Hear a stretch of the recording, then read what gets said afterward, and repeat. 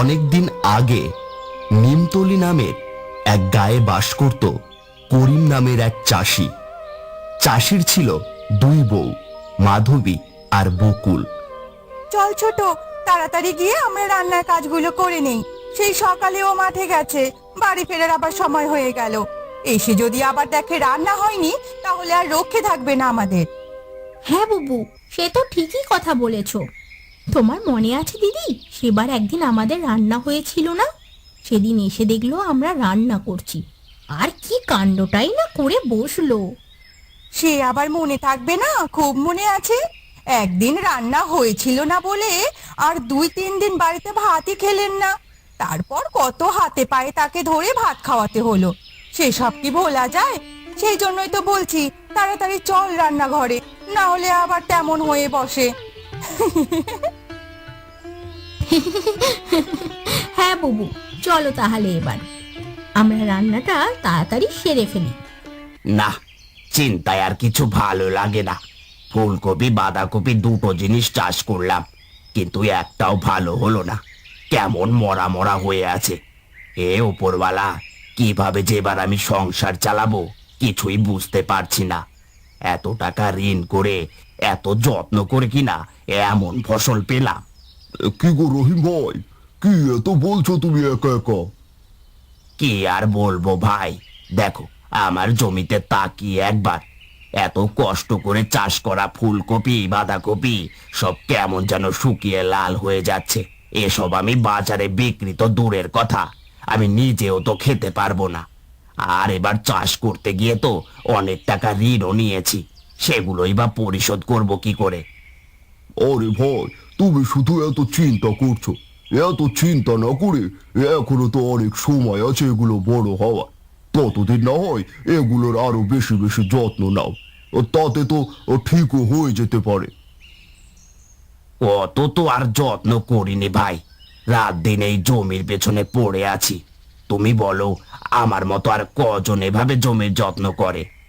সে তো ঠিক আছে ভাই, তবু আরো একটু ভালো করে যত্ন করো। তাছাড়া তো এখন আর কিছু করারও নেই। উপরওয়ালা সহায় থাকলে তোমার ভাগ্য বদলেও যেতে পারে। এটা তুমি ঠিকই বলছো। ঠিক আছে, তাই করব এখন থেকে। আগের চেয়েও আরো বেশি বেশি যত্ন নেব। এবার তাহলে আসি ভাই, সেই সকালে এসেছি, বড্ড খিদে লেগেছে।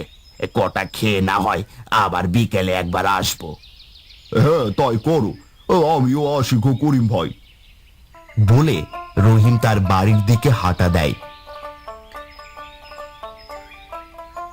বুবু দেখো, এই আলুগুলোতে কেমন গাছ গজিয়ে গেছে। এই যা, এই আলুগুলো তো বেশ কিছুদিন আগে বাজার থেকে আনা হয়েছিল। এটা ওটা রান্না করতে করতে ও আলু আর রান্না করা হয়নি। এদিকে যে আবার আলুর গাছ গজিয়ে গেছে, তাও খেয়াল করিনি। আমারও একবার চোখে পড়েনি। এবার কি করব বলো তো বুবু? কি আর করবি, ও আলু আর খাওয়া যাবে না, ফেলে দিতে হবে। মা গো, কেউ আছো? ও মা গো, কেউ কি আছো? এই সময় তো কারোর আসার কথা না। দেখ তো ছোট, এই সময় আবার কে ডাকছে? ঠিক আছে, আমি দেখছি। কেউ আছো গো মা? এই বুড়িকে একটু সাহায্য করো গো মা। কে গো আপনি বুড়িমা, আর কাকে ডাকছেন? আমি এই গ্রামেরই একজন। ওই মাঠের ওপারে আমার ঘর। আমার কেউ নেই গো মা। আমার বড্ড ক্ষুধা পেয়েছে মা। আমাকে কটা খেতে দিবি মা? ওপরওয়ালা তোদের মঙ্গল করবে। ও, এই কথা। এসো গো বুড়িমা, আমাদের সাথে এসো। বসো এখানে। বুবু, এই বুড়িমার নাকি কেউ নেই। বেচারা কটা খাবার চাইছিল, তাই নিয়ে এলাম। তা বেশ করেছিস। এই তো রান্নাও হয়ে গেছে, তুই বুড়িমাকে একটু খেতে দে। আমি এই ময়লা আর আলু কটা ফেলে দিয়ে আসি। দাঁড়াও মা, এই আলুগুলো কেন ফেলে দেবে? এই আলুগুলোতে গাছ গজিয়ে গেছে, আর গাছ গজানো আলু আবার আমরা খেতে পারি না, তাই ফেলে দিতে যাচ্ছি। ফেলে দিস না মা, তোরা দুজন মিলে এই আলুর গাছ লাগা। দেখবি এই আলু তোদের ভাগ্য বদলে দেবে। আমার কথা শোন মা, এই আলু তোরা ফেলে দিস না, গাছ লাগা। ঠিক আছে বুড়িমা, আমরা তাই করব। আপনি বলছেন, আমরা নিশ্চয়ই গাছ লাগাবো। এই নিন বুড়িমা, খেয়ে নিন।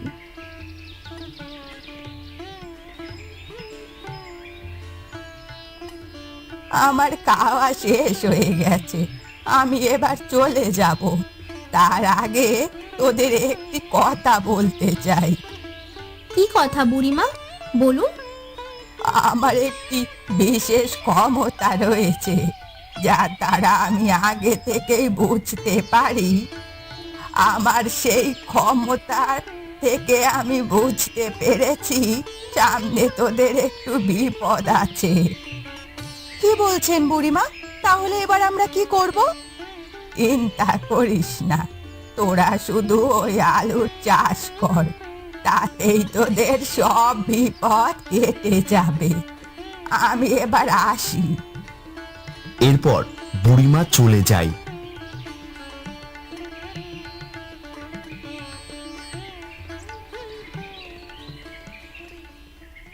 তুমি মাঠ থেকে ফিরে এসেছো? তা মুখ এমন শুকনো কেন? নিশ্চয়ই অনেক খিদা লেগেছে তোমার, তাই না? তা না বউ, আমার জমির ফসল এবার ভালো হচ্ছে না, তার জন্য আমার মনটা ভালো না। আবার ক্ষুধাও লাগছে একটু। আমাকে ভাত দাও, খেয়ে আবার জমিতে যেতে হবে। সে কি কথা, আবার যাবেন?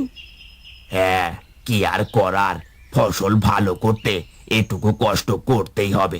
ভাত দাও এবার আমাকে।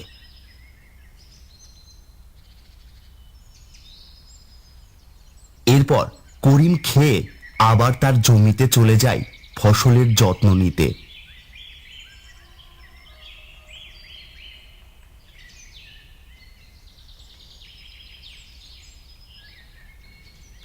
ও তো চলে গেছে।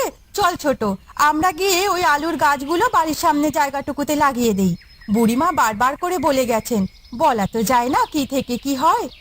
হ্যাঁ বুবু, চলো তাহলে।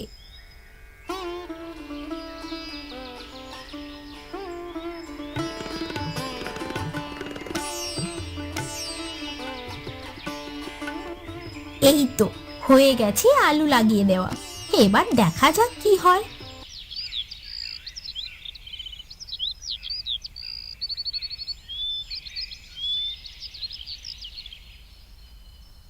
হায় ওপরওয়ালা, এ কেমন ফসল দিলে আমায়!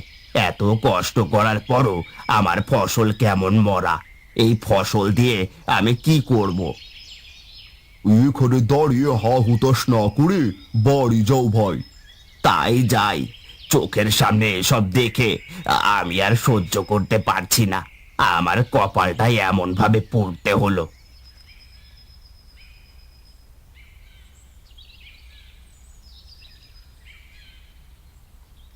কি গো, কখন বাড়ি এলে? আর ঘরে না গিয়ে এভাবে বারান্দায় বসে আছো কেন? কি করব বলো বউ, আমার ফসল ভালো হয়নি, ও নিয়ে বাজারে যাওয়া যাবে না। আমি কি করব তাই ভাবছি।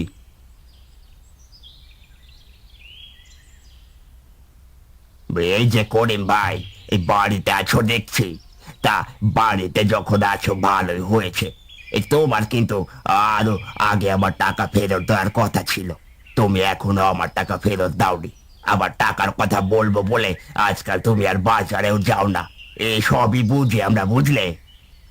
তেমন কিছু না ভাই, আসলে আমার জমির ফসল ভালো হয়নি, তাই এখনো বাজারে যাওয়া হয়নি। ও, আমাকে ওসব বোঝাতে এসো না। তোমার কাছে কত টাকা পায় আমার হিসেব আছে। কালকের মধ্যে আমার সব টাকা না পেলে তোমার ঘর আমি নিয়ে যাব বলে দিলাম। আর আমার ক্ষমতা কেমন তা তুমি ভালোই জানো। আমি এবার আসছি।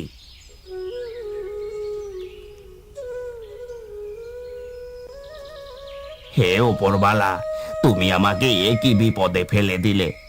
এবার আমি কি করব? এবার কি আমার ঘরটাও থাকবে না?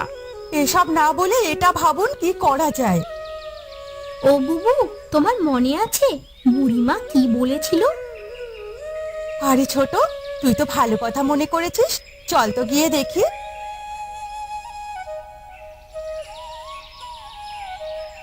বুবু, বুবু গো দেখো, কত আলু ধরেছে গাছে। আরে সত্যি তো, সবগুলো গাছ, তার মানে অনেক আলু হবে।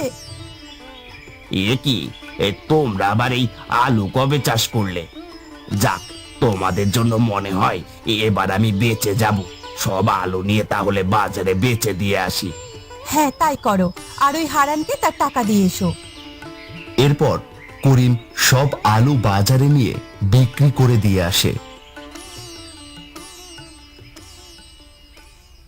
এই বউ, শোনো, সব আলু বিক্রি করেছে, অনেক টাকা হয়েছে। হারুনের টাকাও দিয়েও ও অনেক টাকা বেঁচে আছে। এই দেখো। আর তোমরা এত কষ্ট করে চাষ করেছিলে, তাই তোমাদের দুজনের জন্য দুটো শাড়িও নিয়ে এসেছি।